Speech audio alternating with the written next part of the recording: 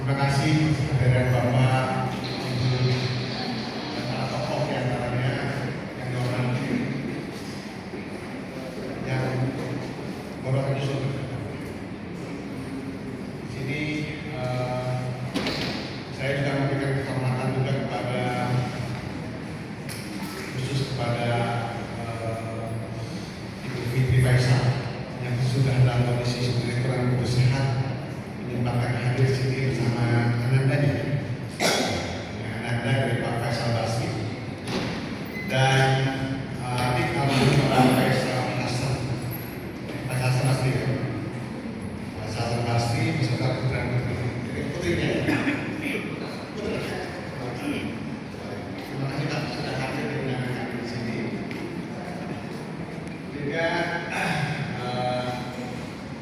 karena saya minta maaf karena saya baru tahu tadi pagi juga seperti pas yaitu pengawasan keluarga besar alumni Universitas Indonesia Pak Kiai Haji Muhammad Ridwan kurang sehat. Ini Pak bagus. Jadi berharap hadir, begitu juga dengan di pembina kami yaitu Ibu Dr. Siti Fadla Supari.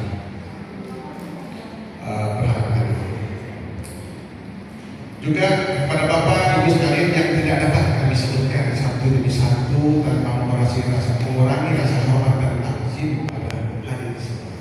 Terima kasih, selamat datang dan selamat berdiskusi bersama-sama. Alhamdulillah, segala puja dan puji kepada Allah Subhanahu wa Ta'ala yang telah mempertemukan kita dalam simposium mineral dan batu bara ini pertambangan nasional di Museum Kebangkitan Nasional Sofia dalam kondisi yang sehat jasmani, pikiran dan rohani demi menggugurkan kewajiban kita selaku masyarakat terdidik turut berkontribusi memajukan negara. Jadi kita kesini adalah untuk menggugurkan kewajiban kita, berdiskusi dan mencari solusi tentang praktek tata kelola tamu negara, memeriksa kesesuaian realita dengan cita-cita the founding fathers negara ini yang sudah merumuskan juga kemerdekaan, yaitu merdeka dari imperialisme, kolonialisme, dan feodalisme. Kira-kira masih ada nggak? Penjajahan secara ekonomi kita jelas, kolonialisme jelas teman-teman kita dikuasai oleh perusahaan negara, dan feodalisme yang masih menguasai birokrasi kita. Dalam hal ini cita-cita yang dirumuskan dalam Konstitusi Undang-Undang 45 Pasal 334 dalam tahun ini kita bicara tentang perekonomian dan kesejahteraan rakyat. Simposium pada hari ini digelar dalam rangka mendukung pernyataan Presiden Prabowo dalam sidang tahunan MPR RI pada tanggal 15 Agustus tahun 2020 bahwa misi arsitektur APBN 2026 adalah sumber daya alam harus dikelola demi rakyat. Maka kita membuat simposium.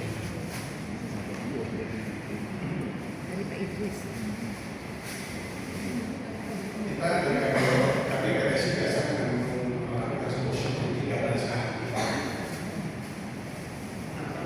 Halo, bertepatan pula dengan setahun berulangnya ekonomi dan kondisi masyarakat pada tanggal 5 September pada tahun lalu.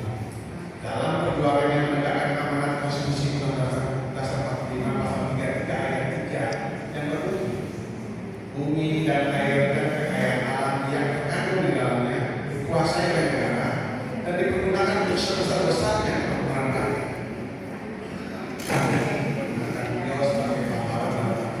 Memperjuangkan berdirinya ayat 3 tentang bahwa benar.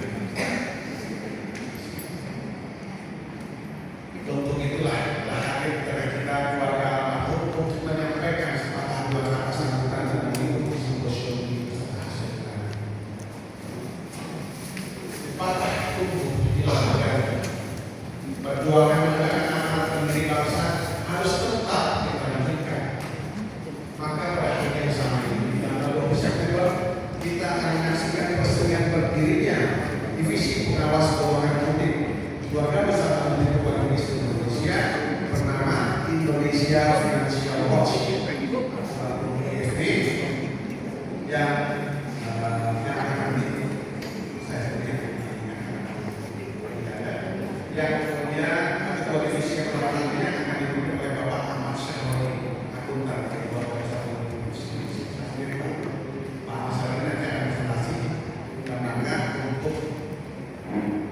tugasnya menjadi investigator tahap pertama. Nah, yang menarik dalam kajian ini simposium adalah ini yang jarang orang bicara. Satu, kita harus pahami, pendiri bangsa merancang sumber keuangan negara itu berasal dari PNBP, yaitu pendapatan negara bukan pajak. Karena Undang-Undang Dasar 45 asli sebelum diamandemen, sebelum diamandemen tidak mengenal istilah pajak sebagai sumber keuangan negara. Karena pemahamannya, pasal 33, tetapi pasal 33 disebut menyatakan bahwa rakyat diberi kebebasan menjalankan ekonominya dengan difasilitasi, dibina, dan dikendalikan dalam kebersamaan oleh negara.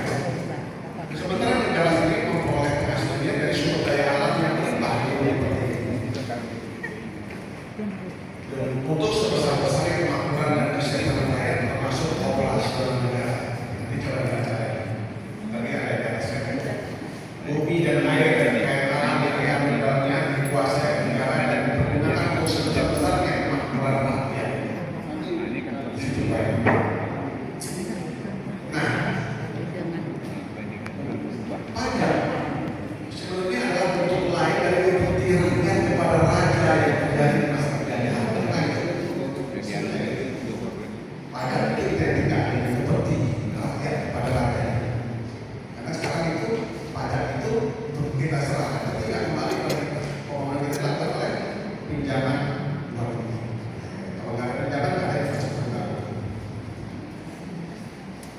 Namun realitasnya pajak menjadi kendala utama penyelenggara negara dengan kontribusi 80% dari kebutuhan negara pada saat ini. Nah, kira-kira ini melipat dengan Undang-Undang Dasar kita yang semua. Nomor 2, royalti adalah istilah yang digunakan sebagai bentuk biaya kompensasi atas produk intelektual non benda dengan nilai yang sangat rendah dibandingkan harga bendanya itu sendiri. Namun undang-undang minerba yang diberikan BPN royalti adalah penghasilan negara atas penjualan hasil minerba. Oleh paham gitu, itu apa? Yang kita paham. Sementara bendanya sendiri tidak dihargai. Sehingga ada berhala yang melimpah tersebut tidak menjadi milik rakyat Indonesia. Karena yang dari negara masuk saja hanya royalti sebenarnya saja.